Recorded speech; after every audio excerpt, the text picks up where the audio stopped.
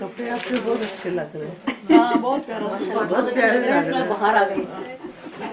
अभी तो बाहर बर्फ पड़ी हुई है, अब इधर बाहर इधर बाहर है। बस मुंह धोने का टाइम नहीं मिलता है। अस्सलाम वालेकुम रहमतुल्लाहि व बरकातुहू। दर्स शुरू करते हैं, एक दफ़ा दुरूद पाक पढ़ लें।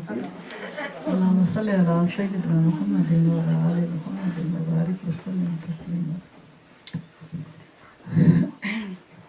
अऊज़ु बिल्लाहि समीइल अलीम मिनश शैतानिर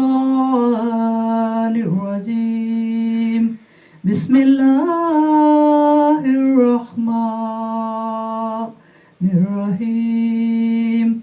सुब्हानल्लाहि व बिहम्दिही अददा खल्किही व रिदा नफ्सिही व ज़ीनत अर्शिही व मिदाद कलिमात। अल्लाहुम्मा सल्लि अला सय्यिदिना मुहम्मदिन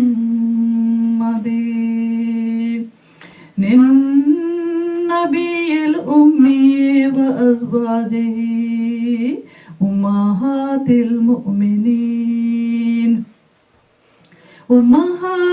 मुमिनीन व ज़ुर्रिय्यतिही व अहले बैतिही कमा सल्लैता अला इब्राहीम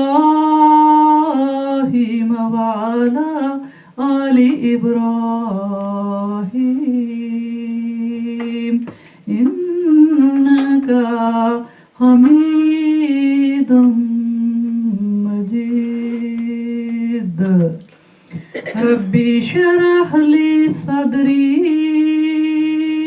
व यस्सिर ली अमरी वहलुल उक़दतम मिन लिसानी यफ़क़हू क़ौली। रब्ब ज़िदना इल्मा रब्बना तक़ब्बल मिन्ना। वल्मुमिनून वल्मुमिनात बअदुहुम औलियाउ बअद यअमुरून बिलमारूफि व यनहौन अनिल मुनकरि व युकीमुनस सलाता व यु'तून ज़कात व युतीऊनल्लाह व रसूलहू उलाइका सयरहमुहुमुल्लाह इन्नल्लाहा अज़ीज़ुन हकीम। वअदल्लाहुल मुमिनीन वल मुमिनाति जन्नातिन तजरी मिन तहतिहल अनहार खालिदीन फीहा व मसाकिन तय्यबतन फी जन्नति अदन व रिज़वानुम मिनल्लाहि अकबर ज़ालिका हुवल फौज़ुल अज़ीम। सदक़ल्लाहुल अलीयुल अज़ीम। मैंने आपके सामने सूरत तौबा की आयत नंबर 71 और 72 की तिलावत की है। इंशाअल्लाह अभी इसका तर्जुमा भी बयान करूँगी, नहीं बच्चे फ्रूट नहीं, और फिर इंशाअल्लाह इसकी तफसीर इंशाअल्लाह आपके सामने बयान करूँगी। तो सबसे पहले आप सबको आना यहाँ मुबारक हो। आज हमारा आना हमारी प्यारी बहन के घर, सरैया के घर, सिर्फ ये है कि हम अल्लाह की रज़ामंदी के लिए आए हैं। और माशाल्लाह जो आयत मैंने आपके सामने पढ़ी है इसमें भी यही है कि सबसे बड़ी चीज़ जो है वो अल्लाह की खुशनुदी है। हमें और कोई लालच नहीं, कोई दुनिया का हमारा मतलब नहीं। और इन्होंने बुलाया है कि हमारे घर आए, हमने कुरान पाक से कुछ समझना है, हमने कुछ इल्म हासिल करना है। तो ये इल्म की महफिल है और अल्हम्दुलिल्लाह अल्लाह ताला इनको अपनी शया निशान जज़ाए खैर अता फरमाए। तो इससे पहले कि मैं आगे शुरू करूं, मैं चाहती हूं कि एक हदीस आपके सामने रखूं जो इस महफिल के ही रौ से, और मुझे इतना प्यारा लगता है कि हमारा जो प्यार है, जो ताल्लुक़ है, अल्हम्दुलिल्लाह आप यकीन करें कि हमारी जो हम जो हर वक्त एक दूसरे को देखती हैं, ऐसा मुझे इस तरह से मोहब्बत लगती है जैसे मेरी अपनी बहनों से बढ़कर। मैं अपनी सगी बहनों को फ़ोन करूं ना करूं इतना मिस नहीं करती जितना मैं अपनी दीनी बहनों को मिस करती हूँ। कभी किसी को कर लिया कभी, और जितना खुशी होती है अपनी दीनी बहनों को मिलके, क्योंकि ये हमारी मोहब्बत सिर्फ हमारे अल्लाह के लिए है। तो हदीस पाक में आता है, हज़रत उमर रज़ी अल्लाह ताला अन्हु से ये हमें रवायत मिलती है। आप फरमाते हैं कि रसूल अल्लाह सल्लल्लाहु अलैहि वसल्लम ने फरमाया कि अल्लाह ताला के बंदों में से कुछ ऐसे भी हैं कि ना वो अंबिया हैं और ना ही वो शुहदा हैं, लेकिन क़यामत के दिन अंबिया और शुहदा इनके मर्तबा पर रश करेंगे। रश्क होता है काश मैं भी ऐसा होता, काश मैं भी ऐसी होती। दुनिया में तो हम किसी की खूबसूरत चीज़ को देख के रश करते हैं, काश मेरे पास पे ऐसा घर होता, मेरे पास ऐसी गाड़ी होती, ऐसा जेवर होता, ऐसी चीज़ें हैं ना। और बाज़ दफ़ा हमें ये भी रश्क आता है सुभान अल्लाह कि जब हम देखते हैं दूसरी बहन मुझसे ज़्यादा तिलावत करती है, इबादत ज़्यादा करती है, रोज़े ज़्यादा रख सकती है, तो मुझे रश्क आता है। मैं कहती हूँ मुझ में ये ताकत नहीं मगर उनमें है। तो ये रश्क, असल में ये रश्क अच्छा है क्योंकि इस रश्क को हमें करना चाहिए। दुनिया की तो कोई बात नहीं, दुनिया तो सब ख़त्म होने वाली चीज़ है। तो फरमाते हैं कि वो ऐसे होंगे कि अंबिया कराम, अल्लाह के पैगम्बर और शहीद जो उन्होंने अपनी जानें अल्लाह की राह में दी होंगी, वो उन पर रश्क करेंगे। तो वो क्यों रश्क करेंगे? सुभान अल्लाह। फरमाते हैं कि सहाबा ने अर्ज किया कि ऐ अल्लाह के रसूल वो कौन होंगे? तो आपने फरमाया वो लोग हैं जो अल्लाह के सबब आपस में मोहब्बत रखते हैं। सुभान अल्लाह, इतना मर्तबा है कि आप सल्लल्लाहु अलैहि वसल्लम ने फरमाया कि इन लोगों का और कोई बड़ा कारनामा नहीं, आपस में मोहब्बत ही उनकी सिर्फ अल्लाह की वजह से है कि अल्लाह वालियाँ हैं या अल्लाह वाले हैं और उनको मज़ा आता है एक दूसरे से मिल के। अल्लाह के लिए उनकी महफिलें हैं, अल्लाह के लिए उनका बैठना है, अल्लाह के लिए उनका उठना है। तो फरमाते हैं कि उनमें कोई रिश्तेदारी नहीं है। जैसा मैंने अर्ज किया कि हमारा कोई दुनिया का कोई भी लालच या कोई रिश्तेदारी नहीं है। फरमाते हैं कोई रिश्तेदारी नहीं और ना माल है कि वो एक दूसरे को देते हैं, कुछ भी नहीं, हम क्या देते हैं एक दूसरे को। तो अल्लाह की कसम इनके चेहरे नूरानी होंगे। आप सल्लल्लाहु अलैहि वसल्लम कसम खा रहे हैं कि उनके चेहरे उस दिन नूरानी होंगे। सुभान अल्लाह, वो नूर के मेंबरों पर होंगे। वाह। और जब लोग डरेंगे इनको कोई खौफ नहीं होगा। सुभान अल्लाह, सुभान। जब लोग गम करेंगे वो गम नहीं खाएंगे, यानी क़यामत का गम जिस दिन माँ ने बच्चे को नहीं पहचानना, नफ्सी नफ्सी, आज मुझे अपने नफ्स की पड़ी हुई है। पैगम्बरों ने जिस दिन ये कहना है, हजरत इब्राहीम अलैहिस्सलाम जैसे जलील उल कदर पैगम्बर, आदम अलैहिस्सलाम जैसे जो हमारे बाप हैं, उन्होंने कहना है नफ्सी नफ्सी। आज किसी की कोई शिफात में अल्लाह के यहाँ नहीं ले जाने वाला, मुझे तो अपने नफ्स की पड़ी हुई है। उस दिन क्या होगा कि उन्हें कोई गम नहीं होगा।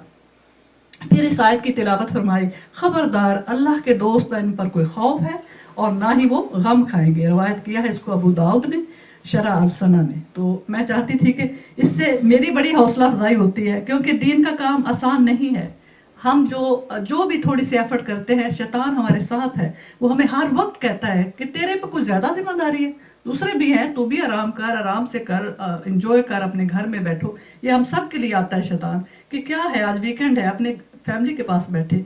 लेकिन हमें सुभान अल्लाह, और आप यकीन करें कि मुझे सबसे ज़्यादा जिस कॉल की खुशी होती है वो ये कि जब कोई बहन अपने घर में दर्स रखना चाहती हैं और वो फ़ोन करती है, उस फ़ोन की मुझे हर फ़ोन से ज़्यादा खुशी होती है। चाहे कोई पाकिस्तान से भी आए, रिश्तेदारों से भी ज़्यादा मुझे उस फ़ोन की खुशी होती है कि कोई बहन अपने घर में दर्स के लिए बुला रही है।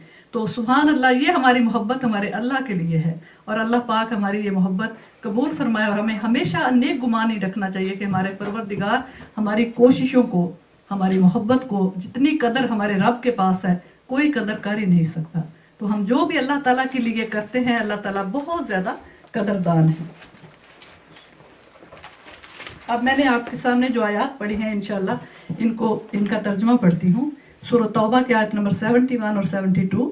तो फरमा रहे हैं अल्लाह सुब्हानहू तआला कि मोमिन मर्द और औरत आपस में एक दूसरे के ममदो मुआवन और दोस्त हैं, यानी एक दूसरे के साथ उनकी हमदर्दियां हैं और ये भलाइयाँ सिखाते हैं और बुराइयों से रोकते हैं, नमाजों को पाबंदी से बजा लाते हैं, ज़कात अदा करते हैं और अल्लाह की और उसके रसूल की मानते हैं।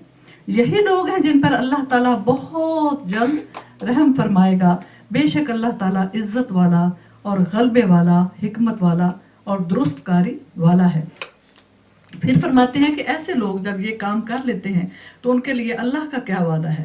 تو اللہ پاک فرما رہے ہیں ان ایماندار مردوں اور عورتوں سے اللہ نے جنتوں کا وعدہ فرمایا ہے، یعنی بہشتوں کا وعدہ فرمایا ہے جن کے نیچے نہریں لہریں لے رہی ہیں، جہاں وہ ہمیشہ ہمیشہ رہنے والے ہیں، اور ان صاف ستھرے پاکیزہ محلات کا جو ان کی ہمیشگی والی جنتوں میں ہیں. یعنی جو جنت کہتے ہیں باغ کو، کہ ان باغوں میں جو محلات ہیں ان کا وعدہ اللہ پاک نے ان سے کیا ہے. اور اللہ کی رضا مندی سب سے بڑی چیز ہے، یہی زبردست کامیابی ہے. اکثر قرآن پاک میں جب ہم پڑھتے ہیں نا کہ ذالک هو الفوز العظیم، کہ یہ سب سے بڑی جو کامیابی ہے وہ یہی ہے کہ اللہ جن سے راضی ہو گیا، ان کی کوششوں سے، ان کی زندگی کے چھوٹے چھوٹے موڑ پر آنے والی مشکلات میں جو انہوں نے صبر کیا ہوگا، جو دوسروں کو صبر کی تلقین کی ہوگی، جو اللہ کی رضا کے آگے سر جھکا دیا ہوگا. کیونکہ ہم کچھ چاہتے ہیں اور ہمارا رب کچھ چاہتا ہے، ہماری اور ہمارے اللہ کی مرضی ملتی نہیں، اور یہ سارے ہی ہم اس میں قید ہیں. ہم قیدی ہیں نا اللہ کے. ہمارا دل کچھ چاہتا ہے، ہم کرنے لگتے ہیں، اور اللہ کا دل اس میں نہیں ہوتا تو وہ ہو ہی نہیں سکتا. ہم کچھ پلاننگ، ہماری پلاننگ کچھ ہے، اللہ کی کچھ ہے. تو اللہ سبحانہ تعالیٰ کی جب پلاننگ، ہم اللہ کی پلاننگ پر اللہ کی مرضی کے آگے سر جھکا دیتے ہیں کہ ہو سکتا ہے اس وقت مجھے اس فیصلے سے بڑی تنگی ہو رہی ہے، میرا دل اداس ہے، پریشان ہے، میں خوش نہیں ہوں، لیکن میرے رب کی اسی میں ہی میرے لیے بہتری تھی، دین اور دنیا کی، جو میرے رب نے یہ فیصلہ کیا ہے. تو سب سے بڑی بات واقعی یہ ہے کہ جب آپ اللہ کی رضا کو مان لیں، اور سب سے بڑی بات ہی یہی ہے کہ اللہ کی رضا کو ماننا انسان کے لیے ایک جہاد ہے. تو صحیح حدیث میں ہے کہ مومن اپنی دوستی اور سلوک میں مثل ایک جسم کی طرح ہے. یعنی کیسے ہے، دوسروں کے ساتھ ہمارا کیسا تعلق ہے. آپ فرماتے ہیں کہ ایک جسم کی طرح ہے کہ ایک حصے کو بھی اگر کوئی تکلیف ہو تو سارا جسم اس کی تکلیف میں مبتلا ہو جاتا ہے.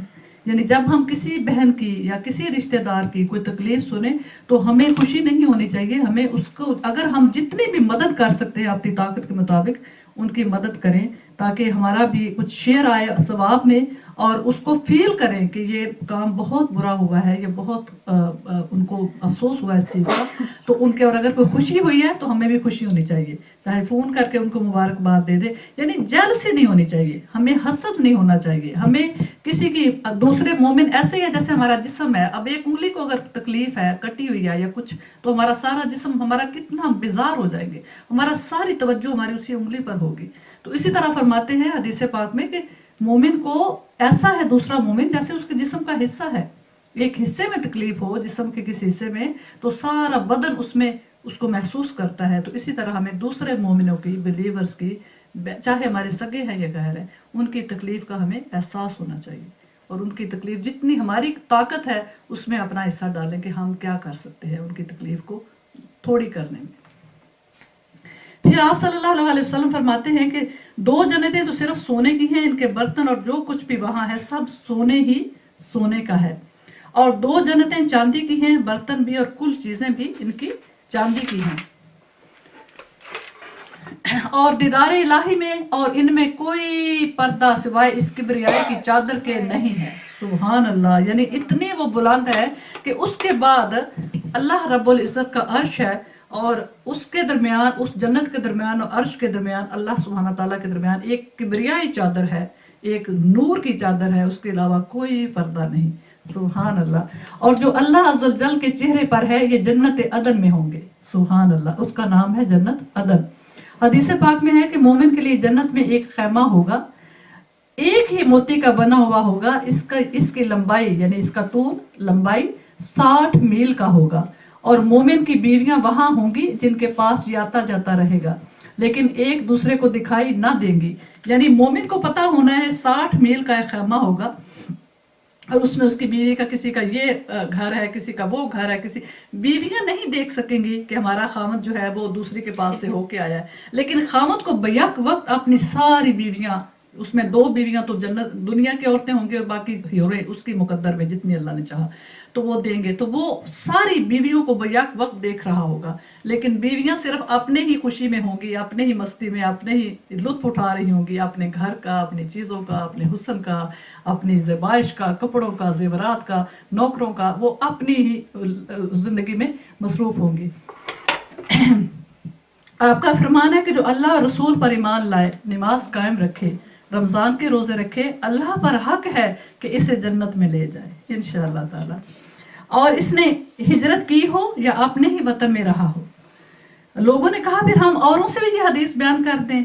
आप सल्लल्लाहु अलैहि वसल्लम ने फरमाया जन्नत में 100 दर्जे हैं, 100 दर्जे हैं जो अल्लाह ताला ने अपनी राह के मुजाहिदों के लिए बनाए हैं। और वो हर 2 दर्जों में इतना ही फासला है जितना जमीन और आसमान में। यानी ये नहीं कि एक मंजिल, ये तो बिल्डिंग है ना, अपार्टमेंट बिल्डिंग हम देखते हैं, एक फ्लोर है दूसरा फ्लोर है, ऐसा नहीं है। यहाँ से पहला आसमान जो है वो 500 साल राह है। जो हम देख रहे हैं ना सितारों वाला आसमान, ये पहला आसमान है। तो 500 साल का मतलब है कि एक घोड़े पर सवार होकर बहुत बगैर किसी रुके तेज सवार दौड़ता रहे, उसे 5 सदियां लगेंगी तो पहली जमीन से, इस जमीन से पहले आसमान तक पहुंचेगा। इतना ही फासला हर आसमान के दरमियान है। और इतना ही फासला जो 100 दर्जे जन्नत के है, हर दर्जे के दरमियान 500 साल राह है।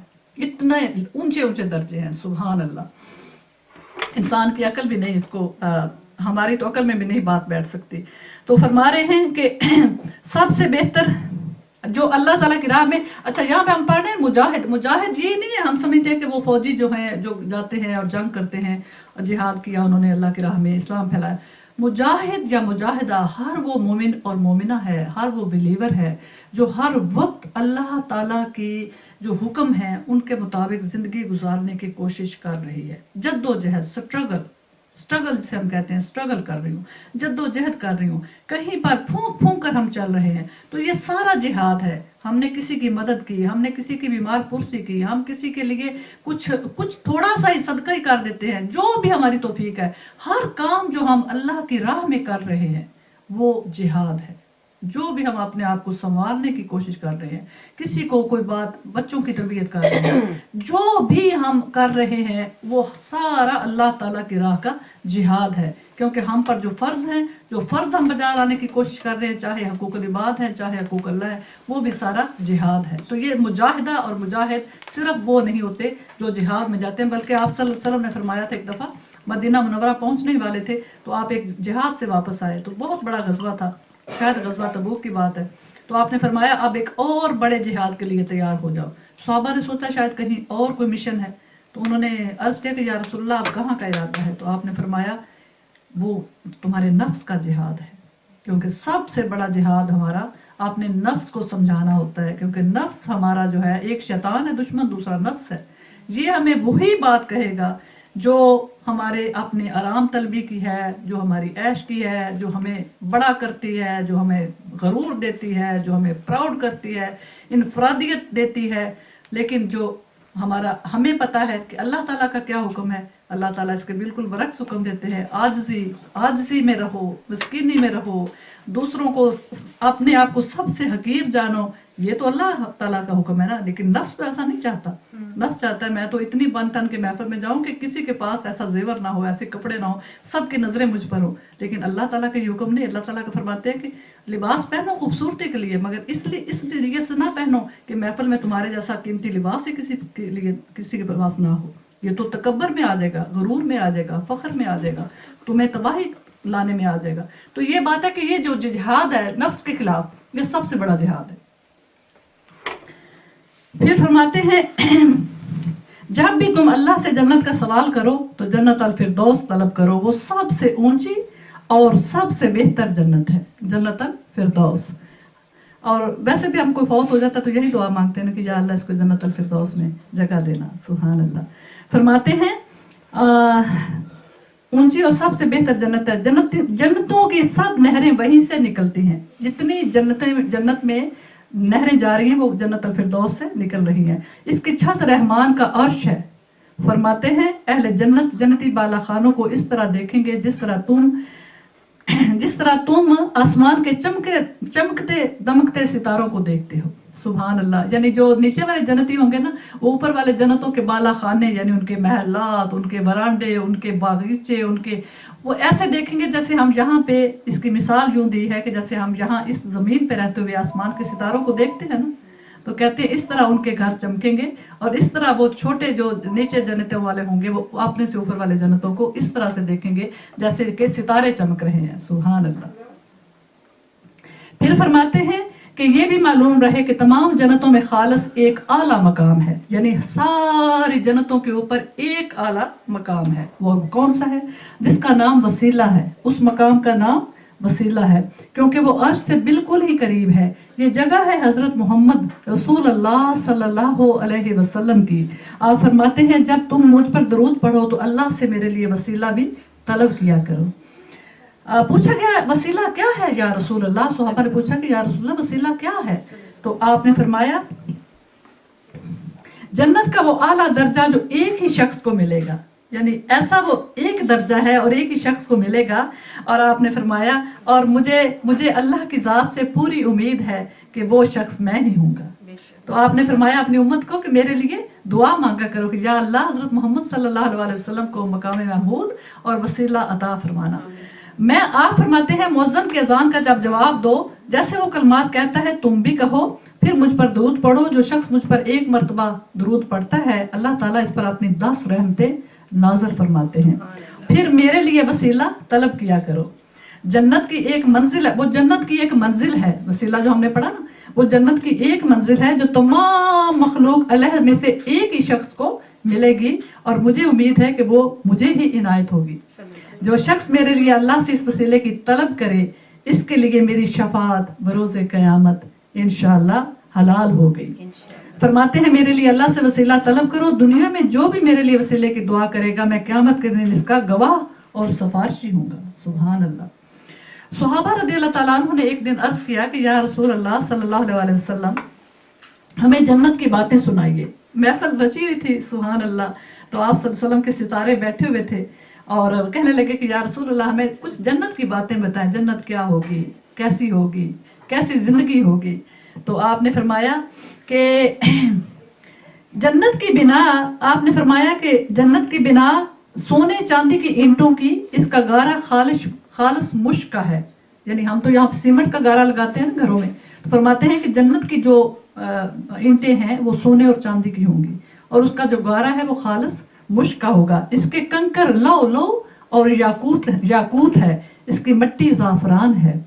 اس میں جو جائے گا وہ نعمتوں میں ہوگا جو کبھی خالی نہ ہو. یہاں پہ زعفران اتنا مہنگا ملتا ہے، یہ دنیا کا زعفران صحیح بات ہے کہ بندہ لائے تو کہتے ہیں یہ چھوٹو سا اتنی سی ڈبی $5-10 کی. تو وہاں پہ زعفران کی سبحان اللہ پڑھ رہے ہیں ہم کہ زعفران کا جو ہے کیا ہوگا. زعفران اس کی مٹی ہے، وہاں مٹی ہی جنت کی زعفران ہے اور وہ جنت کا زعفران ہے. اس میں جو جائے گا وہ نعمتوں میں ہوگا جو کبھی خالی نہیں ہوں گی. یعنی وہ ایسی نعمتیں ہیں جو ختم ہی نہیں ہوں گی. یہاں پر تو ہمیں یہ بھی ہوتا ہے کہ بینک اکاؤنٹ جو ہے وہ خالی نہ ہو جائے. پیسے گھر میں ہیں تو خالی، ظاہر ہے ہم اس میں لگا رہے ہیں تو ختم ہو جائیں گے، اوپر سے تو کوئی آ نہیں رہے. وہاں یہ بھی نہیں ہوگا کیونکہ ہوگا یہ کہ جیسے ایک پھل کھایا تو دوسرا اسی وقت اس جیسا پھل اس ٹہنی پہ لگ گیا اور وہ ٹہنی واپس چلی گئی.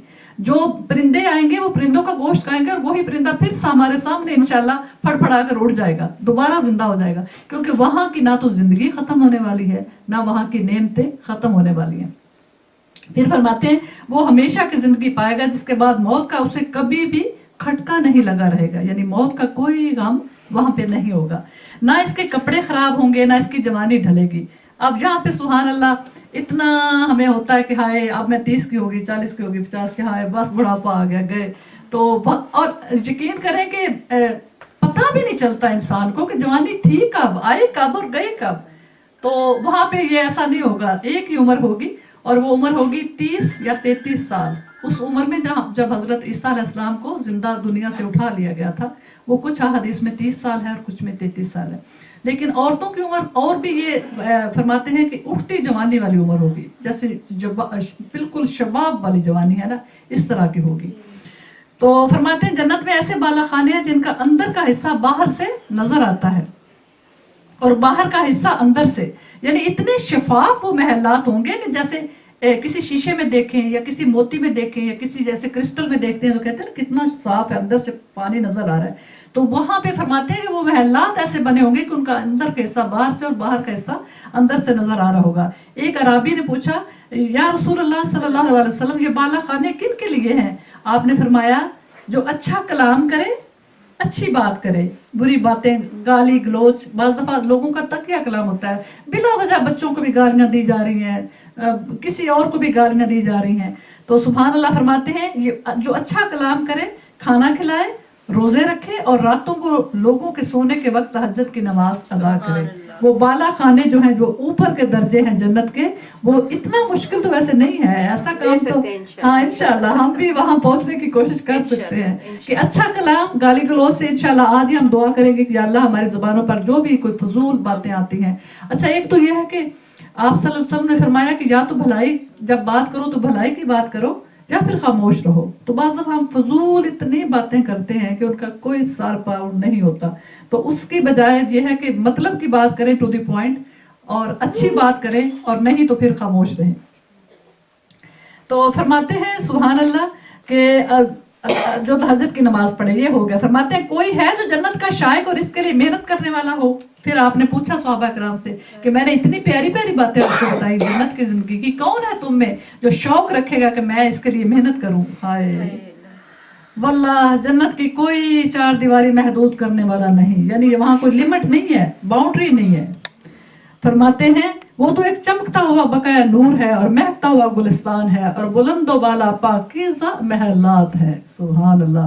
اور جاری و ساری لہریں ہیں اور گدرائے ہوئے اور پکے میووں کے خوشے ہیں. ہائے ہائے. اور خوش جمال خوبصورت پاک سیرت ہورے ہیں اور بیش قیمت رنگین ریشمی جوڑے ہیں. مقام ہے ہمیشگی کا، گھر ہے سلامتی کا، اور میوے ہیں لدے پھندے، سبزہ ہے پھیلا ہوا. سبحان اللہ. کشادگی اور راحت ہے، امن اور چین ہے، نعمت اور رحمت ہے، عالی شان خوش منظر کوشک اور حویلیاں ہیں. سبحان اللہ. یہ سن کر لوگ بول اٹھے کہ یا رسول اللہ صلی اللہ علیہ وسلم، ہم سب جنت کے مشتاق ہیں اور اس کے حاصل کرنے کے لیے کوشش کرنے والے ہیں. انہوں نے تو کی ہے سبحان اللہ. انہوں نے تو کوئی چیز جو ہے ان کو پیاری نہیں تھی، وہ تو ایسے تھے شدائی تھے جنت کے، اور ہر چیز جو ہے وہ قربان کرنا ان کے لیے بہت آسان تھا. پھر فرماتے ہیں سبحان اللہ، آپ نے فرمایا انشاءاللہ کہو، بس لوگوں نے کہا انشاءاللہ.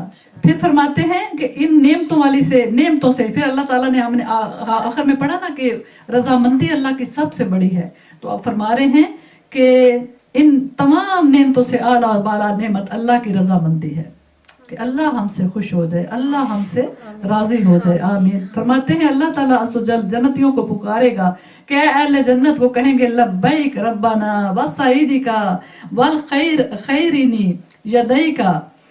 پوچھے گا کہو تم خوش ہو گئے ہو. پھر اللہ تعالیٰ پوچھیں گے جنتیوں سے کیا تم خوش ہو مجھ سے؟ سبحان اللہ. وہ جواب دیں گے کہ خوش کیوں نہ ہوتے، تو نے اے پروردگار ہمارے ہمیں وہ دیا جو مخلوق میں سے کسی کو بھی نہیں ملا.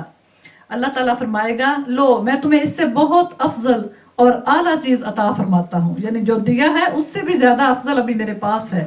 وہ کہیں گے یا اللہ اس سے بہتر چیز اور کیا ہو سکتی ہے؟ اللہ تعالیٰ فرمائے گا سنو، میں نے اپنی رضامندی تمہیں عطا فرمائی، آج کے بعد میں کبھی بھی تم سے ناخوش نہیں ہوں گا. حضور صلی اللہ علیہ وسلم فرماتے ہیں جب جنتی جنت میں پہنچ جائیں گے، اللہ عز و جل فرمائے گا کچھ اور چاہتے ہو؟ وہ تو دوں. وہ کہیں گے یا اللہ جو تو نے ہمیں عطا فرما رکھا ہے اس سے بہتر تو کوئی اور چیز ہو ہی نہیں سکتی. اللہ فرمائے گا وہ میری رضامندی ہے جو سب سے بہتر ہے. سبحان اللہ سبحان اللہ.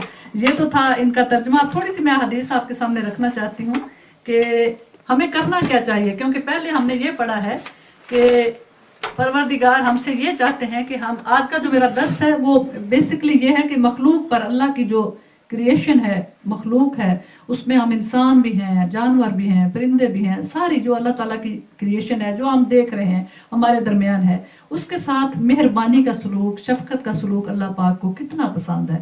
تو انشاءاللہ تعالیٰ کچھ میں آپ کے سامنے احادیث بیان کرتی ہوں، اس کے بعد تھوڑا سا واقعات بیان کرتی ہوں، پھر انشاءاللہ ختم کرتے ہیں. تو ابو ہریرہ رضی اللہ تعالیٰ عنہ سے روایت ہے کہ رسول اللہ صلی اللہ علیہ وسلم نے فرمایا بیوہ عورتوں اور مسکینوں کی خبر گیری رکھنے والا اللہ تعالیٰ کی راہ میں سعی کرنے والے کی طرح ہے. سعی میرے خیال حج میں جب جاتے ہیں، ایک تو وہ سعی ہوتی ہے نا جو حاجی کرتے ہیں، ایک سعی کوشش ہے، ہم کسی بھی کام میں کوشش کریں صحیح، ہاں وہ صحیح ہے اللہ تعالیٰ کی راہ میں صحیح کرنے والے کی طرح ہے. اور میرا خیال ہے آپ نے فرمایا ہے اس قیام کرنے والے کی طرح ہے جو رات کو سستی نہیں کرتا، یعنی وہ لوگ جو رات کو مصلے پر گزارتے ہیں، تہجد پڑھتے ہیں، اور روزہ رکھنے والے کی طرح ہے جو افطار ہی نہیں کرتا، یعنی کسی بھی مسکینوں کی یا بیوہ کی، خاص کر جن کو ہم جانتے ہیں جو ہمارے رشتہ دار ہیں، اور ہمیں معلوم ہے کہ خاوند تو چلا گیا، اب بیچاری بیوہ ہے، وہ کہاں سے کیسے کرے، وہ گھر میں رہ کے بچوں کو پالے یا باہر جا کے روزی کما کے لائے، تو کتنا مشکل ہوتا ہے۔ چلو ان ملکوں میں تو گورنمنٹ ان کو کچھ سنبھال لیتی ہے، مگر ہمارے ملکوں میں تو ایسا کوئی نظام بھی نہیں۔ تو میں ہر درس میں یہی کہتی ہوں کہ سب سے بہترین صدقہ جو ہے وہ ہمارے اپنے خیش، اپنے جو ہے اپنے رشتہ دار جو سفید پوش ہے، جو مانگتے بھی نہیں، اگر کوئی مسکین ہے، کوئی بیوہ ہے، کوئی یتیم ہے، تو اس کے سر پر ہاتھ رکھیں، منتھلی اپنے خرچے سے نکال کے روزانہ صدقہ نکالیں اور اس کو جمع کر کے مہینے کے بعد ان کو خرچے کے لیے بھیج دیں کہ اس سے اپنا راشن، اپنے بل، اپنا چھوٹا موٹا جو ہے وہ آپ چلا لیں۔ ویسے بہترین جو طریقہ یہ ہے کہ اگر کوئی ایسا کر سکے تو ہماری ماں حضرت زینب رضی اللہ تعالیٰ عنہا جو آپ صلی اللہ علیہ وسلم کی بیوی تھی، آپ کی پھوپھو کی بیٹی ام المومنین، ان کا طریقہ یہ تھا کہ وہ ہاتھ سے محنت کرتی تھی، ہاتھ سے کھالوں کو لا کے نا، یہ جو جانوروں کی کھالیں ہوتی تھیں، ایسا کام ہے کہ اس میں بدبو بھی آتی ہے، لیکن ہماری ماں نے کیا، وہ کھالوں کو گھر منگوا کے ان کو پہلے دھوتی تھی، جو طریقہ ہوتا تھا ان کو پتا ہے کیسے دھونا، ان کو کھالوں کو صاف کرنا، دھونا، پھر اس کو آنا، پھر ان کو رنگنا، اور رنگ کے اس کے بناتے تھے مردوں کی چیزیں، جیسے ہم کہتے ہیں نا کہ جیسے شال اوڑھ لی یا جیکٹ، یا ان کو ہاتھ کے سینا بھی آتا تھا، دستکاری بھی آتی تھی، اور وہ فوجیوں کو تو ویسے دیتی تھی، لیکن ہاتھ سے سوت کاٹتی تھی اور دستکاری کرتی تھی، اور اسے بیچ کے جتنے پیسے آتے تھے جمع تھوڑا سا کر لیتی تھی، جمع کر کے کسی ایک کو وہ کہتی تھی کہ چھوٹا سا تمہیں کاروبار بنا کے دیتی ہوں، جیسے کسی کو کہا ٹھیلا لگا لو، فروٹ لے کے آؤ بیچو، سبزی لے کے آؤ بیچو، لکڑیاں کاٹو بیچو، یعنی اتنا تھوڑا سا کام دے دیتی تھی ہتھیار لے کے، یا ایسی چیز کہ اس کو ایسا نہیں ہے کہ جیسے ہم کہتے ہیں نا گوروں کا بھی ہے کہ teach him how to fish not feed him fish, کہ فش اس کو ایک رات وہ کھائے گا، فش دے دی، لیکن اس کو اگر یہ دکھاؤ کہ کیسے ہنٹ کرنی ہے فش، تو وہ جائے گا خود شکار کر کے لے آئے گا، اور آپ کی بھی ذمہ داری ختم، اور وہ بھی اپنے پاؤں پہ کھڑا ہو جائے گا۔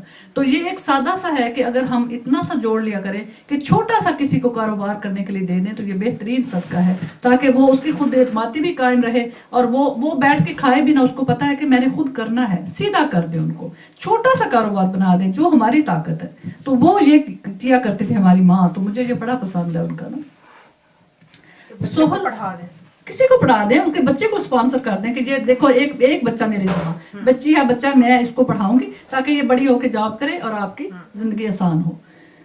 سہل رضی اللہ تعالیٰ عنہ بن سعد سے روایت ہے کہ رسول اللہ صلی اللہ علیہ وسلم نے فرمایا، میں اور یتیم کی پرورش کرنے والا اور اس کا کرنے والا ہو، وہ اس کا ہو یا کسی غیر کا ہو، یعنی وہ یتیم ضروری نہیں کہ اس کا رشتہ داری ہو، وہ اس کا ہو یا کسی غیر کا ہو، جنت میں اس طرح ہوں گے۔ یہ کہہ کر آپ صلی اللہ علیہ وسلم نے سبابہ اور درمیانی انگلی کی طرف اشارہ کیا، میرا خیال یہ ہے اور یہ ہے، یہ ایسے، ہاں ایسے کیا، فرمایا کہ ہم اتنے قریب ہوں گے جیسے یہ دو انگلیاں ہیں۔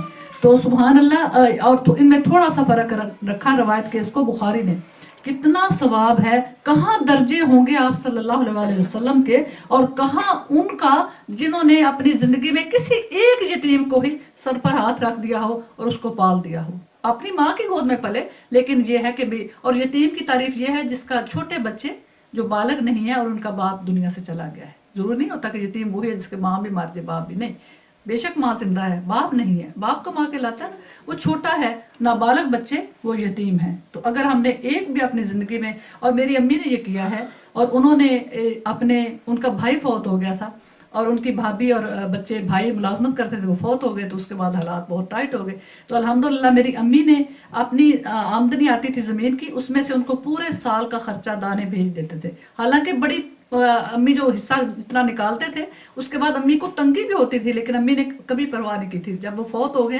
میری بہن نے خواب میں دیکھا ہے، تو امی جان ان کو خود بتا رہی ہیں، ایک تو زیور ان کا بھرا ہوا تھا یہاں سے لے کے یہاں تک، تو اس نے پوچھا کہ اتنا زیور، آپ نے تو زندگی میں کبھی زیور پہنے نہیں تھا، تو فرماتی ہیں کہ یہ زیور مجھے اللہ نے میرے بچوں کو، جو میں نے یتیموں کو، مفازہ بیگم اپنی بھابھی کا نام لیا، کہ میں نے اپنے بچوں کو جو یتیمی میں ان کی پالا ہے، ان کو حصہ دیتی تھی، اس کے حصے میں اللہ تعالیٰ نے اس کا اجر مجھے دیا ہے، اور پھر یہ بتایا کہ مجھے اللہ تعالیٰ نے رسول کریم صلی اللہ علیہ وسلم کا پڑوس عطا فرمایا ہے۔ اور میری بہن نے پوچھا کہ امی جان کس عمل کے بدلے؟ تو فرماتی ہیں وہی جو یتیموں کے سر پہ ہاتھ رکھا تھا اس کے بدلے۔ تو اللہ کے وعدے، اور فرماتی ہیں اللہ کے وعدے بڑے سچے ہیں، تو سبحان اللہ, یہ آج صرف ہمیں نظر نہیں آتا کہ اجر کتنا ہے, اس لیے ہم اس کا شوق بھی نہیں رکھتے. اگر ہمیں یقین آ جائے, جیسے حضرت علی رضی اللہ تعالیٰ عنہ نے فرمایا تھا کہ اگر میرے سامنے جنت اور دوزخ آ جائے تو مجھے ذرا بھی کوئی فرق نہیں پڑے گا, یعنی اتنا میرا یقین پکا ہے کہ جنت ہے اور دوزخ ہے. تو وہ فرماتے ہیں میرے یقین میں, میرے ایمان میں کچھ بھی اضافہ نہیں ہوگا, کیونکہ مجھے پتا ہے کہ جنت ایسے میں دیکھ رہا ہوں جیسے میرے سامنے ہے, اور دوزخ کو میں ایسے دیکھ رہا ہوں جیسے میرے سامنے ہے. تو بات صرف یہ ہے کہ جو آنکھوں میں پردہ ہے نا اس وقت, وہ چونکہ ہم دیکھ نہیں سکتے اور اس لیے اتنا دل بھی نہیں چاہتا, لیکن سب سچ ہے انشاءاللہ. اللہ تعالیٰ کے سارے وعدے سچے ہیں.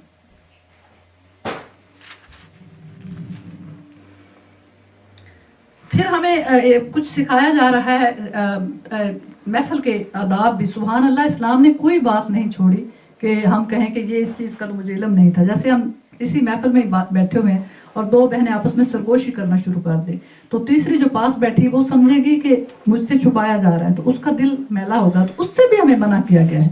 فرماتے ہیں کہ عبداللہ بن مسعود رضی اللہ تعالیٰ عنہ سے روایت ہے کہ رسول اللہ صلی اللہ علیہ وسلم نے فرمایا, جب تم 3 ہو, 2 آدمی تیسرے سے الگ ہو کر آپس میں سرگوشی نہ کریں یہاں تک کہ تم لوگوں میں مل جاؤ, کیونکہ تیسرے آدمی کو یہ بات غم میں ڈال دے گی. سبحان اللہ, اتنا ہمیں مینر سکھائے ہیں دوسروں سے, کیسے کہ دوسرے کے دل میں یہ نہ آئے کہ ہو سکتا ہے میرے سے کچھ میری غیبت ہو رہی ہے, جو سرگوشیاں ہو رہی ہیں, ہو سکتا ہے اور اس کا دل میلا ہو, تو دل بھی میلا نہیں کرنا, اتنا خیال رکھنا ہے. سبحان اللہ.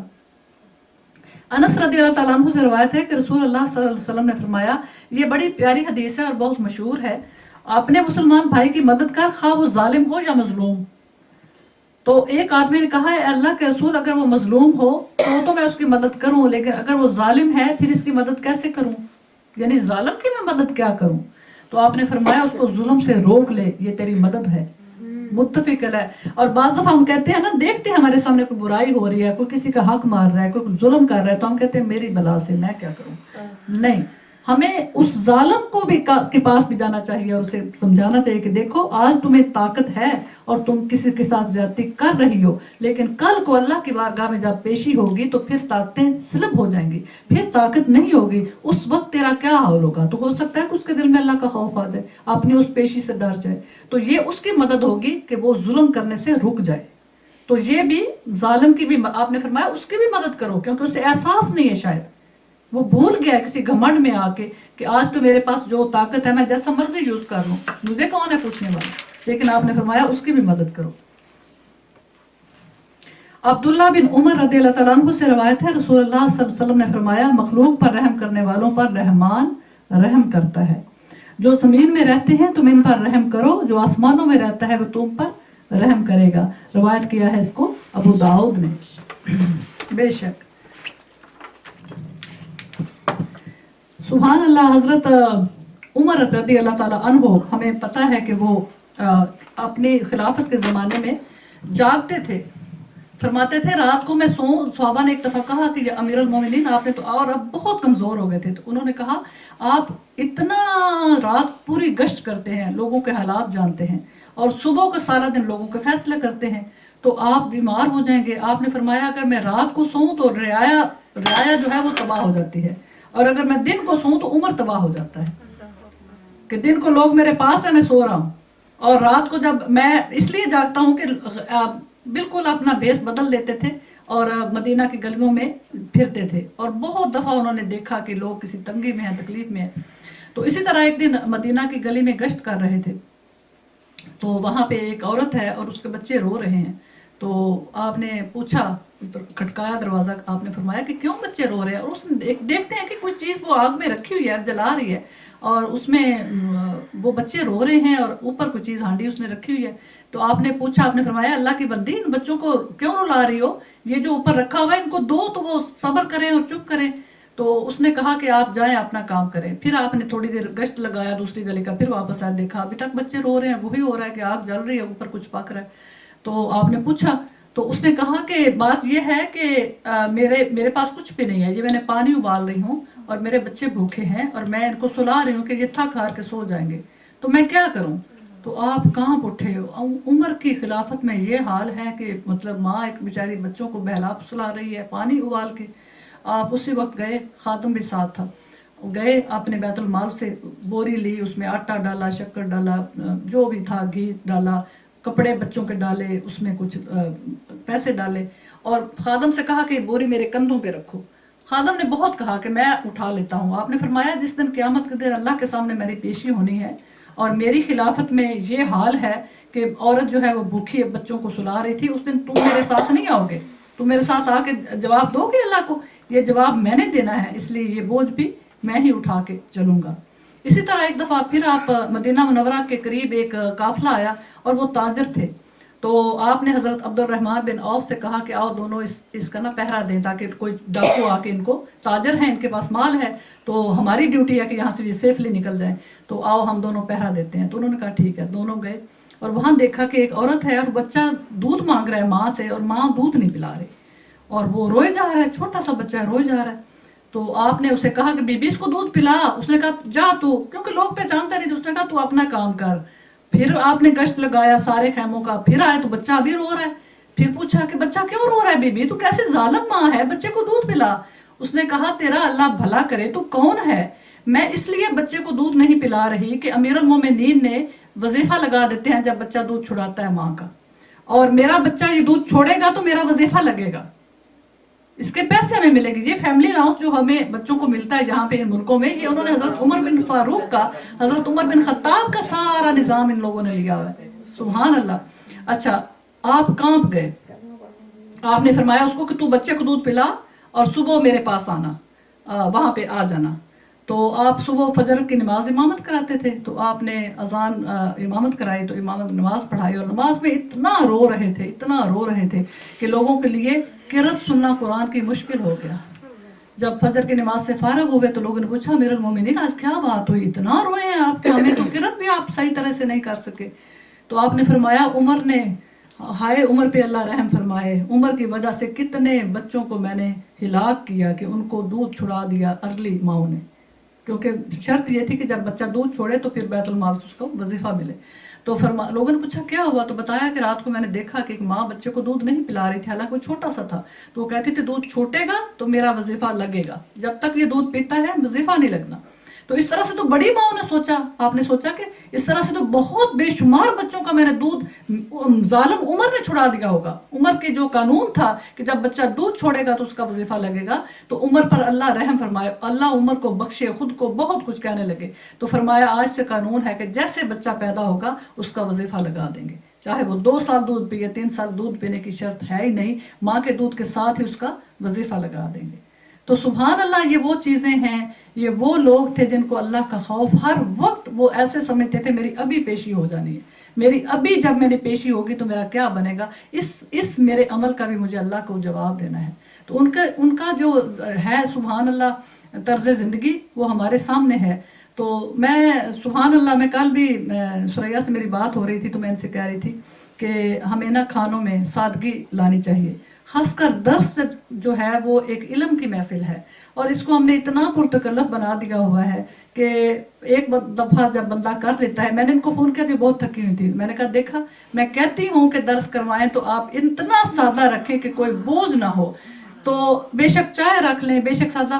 پھر میں پڑھ رہی تھی تو میرے ذہن میں آیا، میں نے کہا سبحان اللہ، حضرت عائشہ صدیقہ رضی اللہ تعالی عنہا نے ایک دن کہیں سے جوڑا آیا، بڑا خوبصورت جوڑا تھا، تو انہوں نے پہن لیا اور پہن کے خود کو دیکھ رہی تھی اور بڑی خوش ہو رہی تھی، جوان تھی، خوبصورت تھی، اور ہر ایک کے اندر دل تھا، ان کا بھی دل تھا، ان کو بہت خوشی ہو رہی تھی کہ میں بہت خوبصورت لگ رہی ہوں، اپنے آپ کو دیکھ رہی تھی۔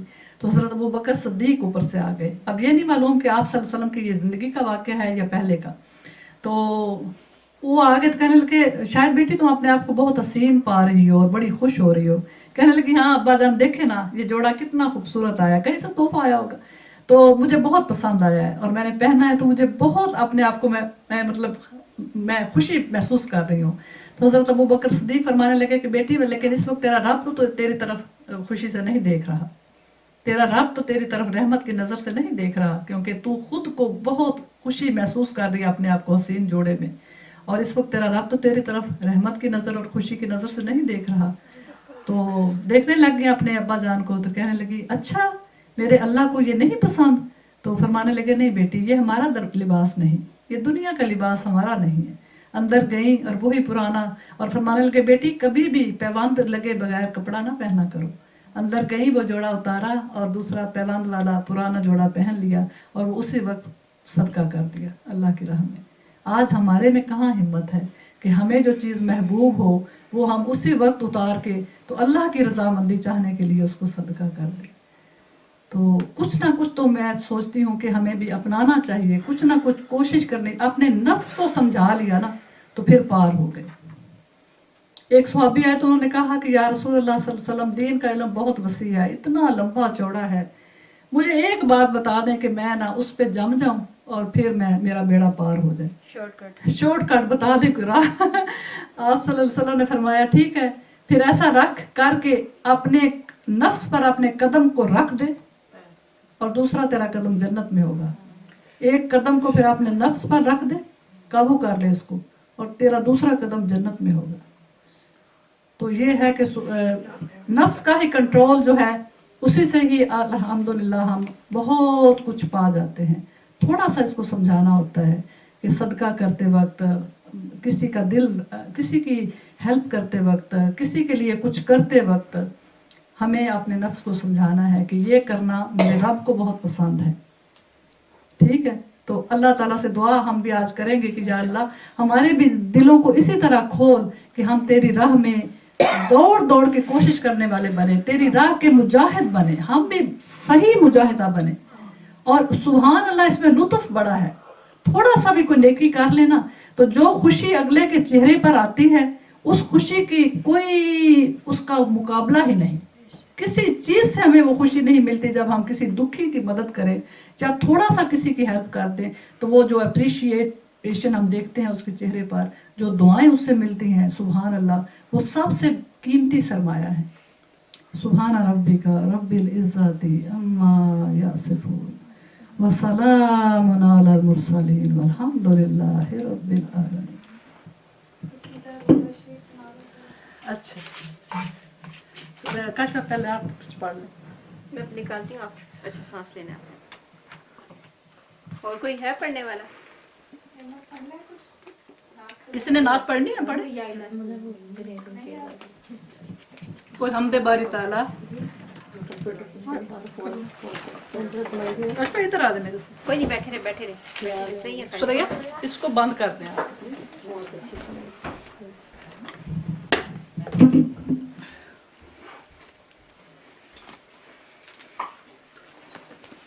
ये थोड़ा सा टाइम निकालना है हफ्ते वाले की जो दुआएं पढ़ती हूँ ना, मैं कहती हूँ सबको मैं अरबी में मैं पढ़ दूँ और दूसरा में काशफा दुआ में इसको मिला दी। जी ठीक है। हफ्ते वाले दिन जो वजीफा पढ़ती हूँ ना, जी